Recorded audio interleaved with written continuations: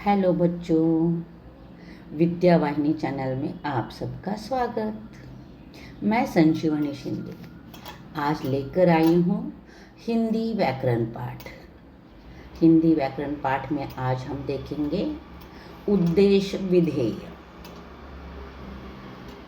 देखो बच्चों, पहले उसके लिए हमें वाक्य के बारे में जानकारी लेनी है। ऐसे तो वाक्य भेद में हमने वाक्य की जानकारी ली है, तो भी पहले वाक्य की जानकारी लेंगे और फिर आगे बढ़ेंगे। शब्दों के ऐसे सार्थक समूहों को वाक्य कहते हैं जिससे किसी विचार की पूर्णता प्रकट हो। यानी अनेक शब्द इकट्ठा हो जाते हैं और उन शब्दों से कुछ ना कुछ तो विचार की पूर्णता होती है, वो पूर्णता समझ में आती है, तो उस शब्द समूह को वाक्य कहते हैं। उदाहरण, देवयानी ने गृह कार्य किया। मैंने गिलास नहीं तोड़ा। तुम्हें भूख लगी है। काम चलने लगा। उसकी खूब खातिर होने लगी। अब देखो, यहाँ इसमें एक एक वाक्य अगर हमने पढ़ा तो पूरा समझ में आता है कि देवयानी ने क्या किया, मैंने क्या किया, तुमने क्या किया, अथवा किसकी खातिर होने लगी, यानी पूरा अर्थ समझ में आता है। तो यह अर्थपूर्ण वाक्य है। वाक्य के अंग देखो, वाक्य के दो खंड होते हैं, पहला उद्देश्य और दूसरा विधेय। दो खंड, दो अंग का मतलब यह है कि हिस्सा। वाक्य के दो हिस्से होते हैं। दो हिस्से हमने किए तो एक हिस्से को उद्देश्य कहा जाता है और एक हिस्से को विधेय कहा जाता है।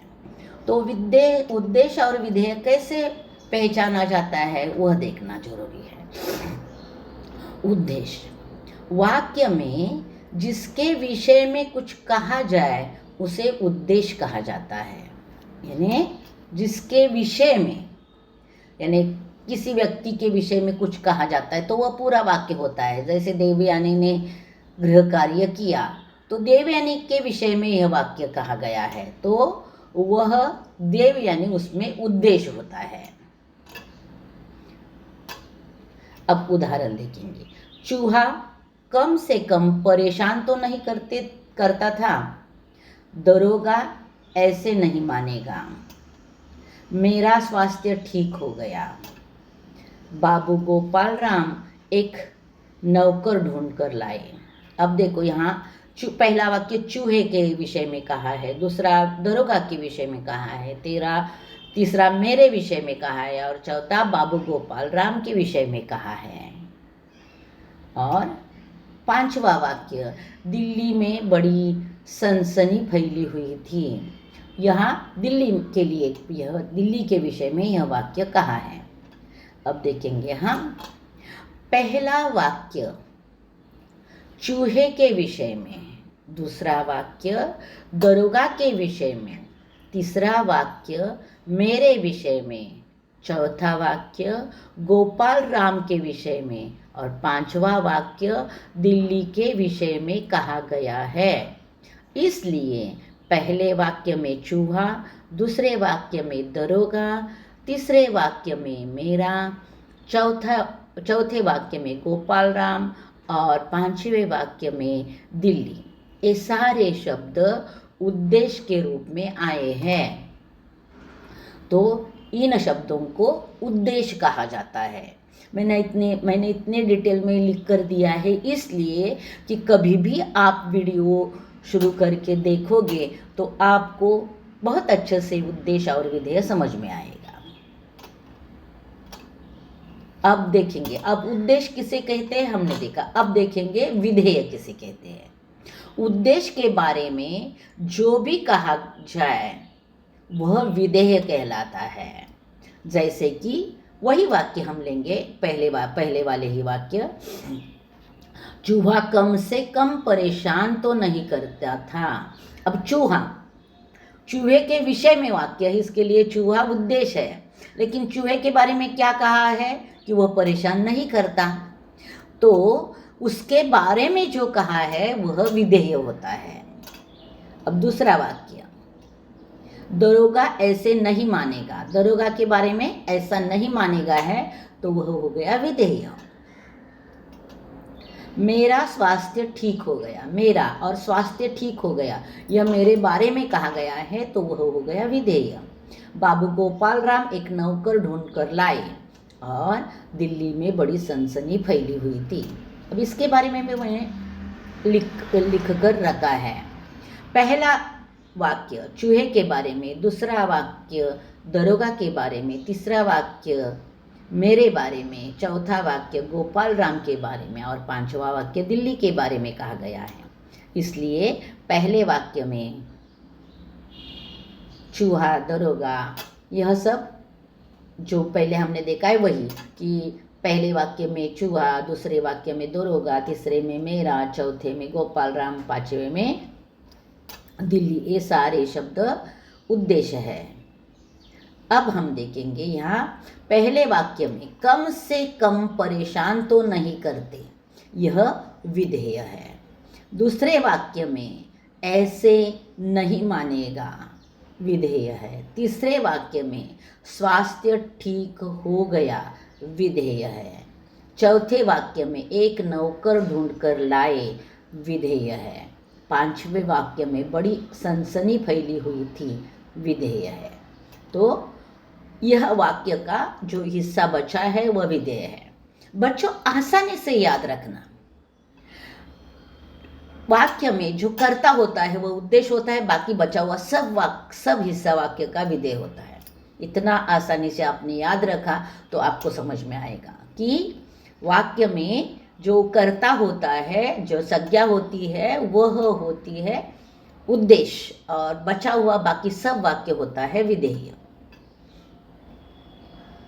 उद्देश्य विधेय के कुछ उदाहरण, चारों बच्चे घर आंगन में दौड़ लगाते। अब इसमें चारों बच्चे उद्देश्य है, विधेय घर आंगन में दौड़ लगाते। तुम हमें उनके गुण नहीं बताए, तुमने हमें उनके गुण नहीं बताए, उद्देश्य तुमने, विधेय हमें उनके गुण नहीं बताए। डॉक्टर ने वहाँ पर काला कपड़ा लपेटा, उद्देश्य डॉक्टर ने, और विधेय का वहाँ काला कपड़ा लपेटा। राजा ने चारों बहनों को बुलाया, उद्देश्य राजा ने, विधेय चारों बहनों को बुलाया। पांचवा, मैं अवाक खड़ा रह जाता हूँ, उद्देश्य मैं, विधेय अवाक खड़ा रह जाता हूँ। मनुष्य अब नाखून को नहीं चाहता, उद्देश्य मनुष्य, और विधेय अब नाखून को नहीं चाहता। सभी लोग सकते में आ गए, उद्देश्य सभी लोग, विधेय सकते में आ गए। मैं अंग्रेजी माध्यम में पढ़ने लगा, यहाँ उद्देश्य मैं और विधेय अंग्रेजी माध्यम में पढ़ने लगा। अगला वाक्य, मनुष्य को रोज शिकार खेलने पड़ता था, उद्देश्य मनुष्य,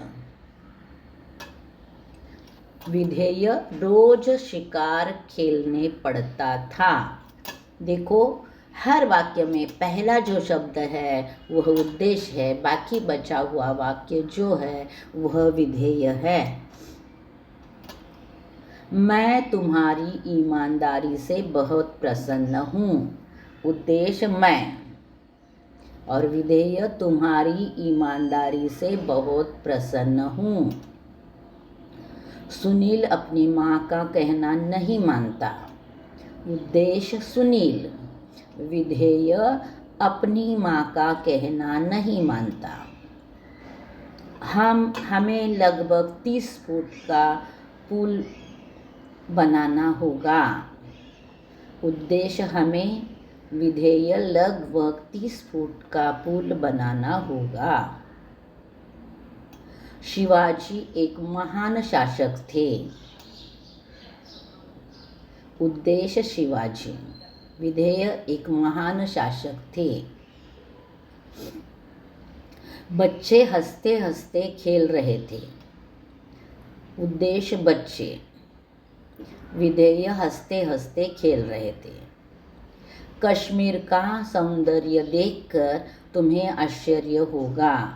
उद्देश्य कश्मीर, विधेय सौंदर्य देखकर तुम्हें आश्चर्य होगा। देखो बच्चों, यहाँ यह उद्देश्य विधेय समाप्त हो गया है।